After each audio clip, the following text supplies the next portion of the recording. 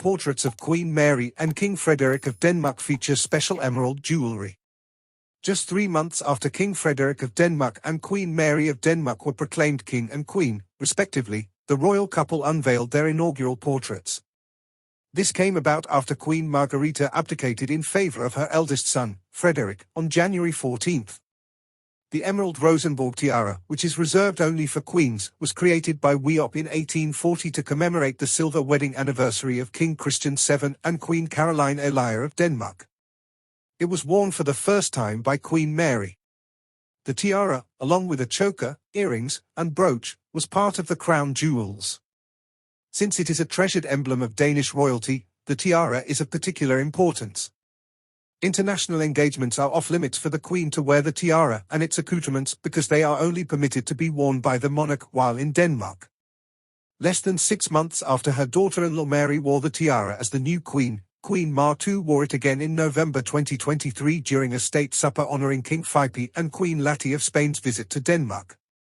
Queen Mary chose a new green ball gown adorned with lace details that perfectly complemented the emeralds. However, the intricate lace obscured the view of the Rosenborg ensemble, and one would assume that a simpler neckline would have allowed the stunning emerald choker to shine even brighter. These portraits also show Mary with the badge of the Family Order, a distinction that distinguished the women of Scandinavian and British royal families. The portrait of King Frederick by British artist Tom Milliner was framed in a gilded diamond frame previously used by Empress Amelie of Brazil and then Queen Margaret II for a portrait of her father King Frederick IX. The frame has now been inherited by Mary, and includes a photograph of her husband in which Queen Margaret is also wearing a necklace of the Order of the Elephant, Denmark's highest order, in images taken by photographer Steen Eld in the royal presentation rooms of Christiansborg Palace. But equally interesting is the story of the emerald pair itself. The 67 emeralds and 2,650 diamonds comprise the parure, which consists of a tiara, necklace, earrings, and broche. The history of this PO is very rich. King Christian I of Denmark gave Queen Sophia Magdalena these enormous 26-carat emeralds as a gift in 1723 to celebrate the birth of his future son, Frederick V. Princess Charlotte of Denmark later inherited the remaining emeralds, and the diamonds themselves had a history of ownership within the royal family. The German jeweler W. shopped for them in 1840, for the silver wedding anniversary of Queen Caroline Amalia and King Christian II. 32 emeralds were initially set into the necklace. However, in 19,102 they were removed and set into the tiara. The necklace now boasts 537 diamonds.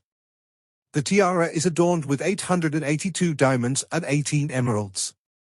The BR is adorned with 242 diamonds and 8 emeralds.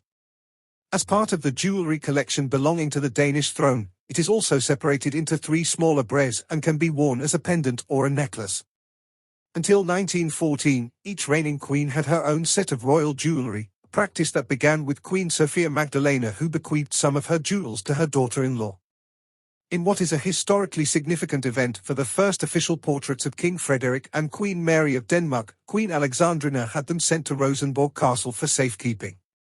Eventually, they became part of the museum's display and still are today, though they are naturally given away at the request of any reigning queen. Majestic grace and symbolic meaning. Photographers Steen Eld and Tom Milliner caught the royal couple in the sumptuous setting of Christiansborg Palace, where Queen Mary debuted the Emerald Rosenborg tiara and King Frederick exuded authority and tradition. Even though the elaborate lace slightly covered the emeralds, Mary's lace-detailed green ball gown was the perfect choice. As the royal couple began their new responsibilities as a united, strong, and traditional unit, the portraits, which included the tiaras of both Mary and Frederick, suggested a sense of unity, strength, and tradition.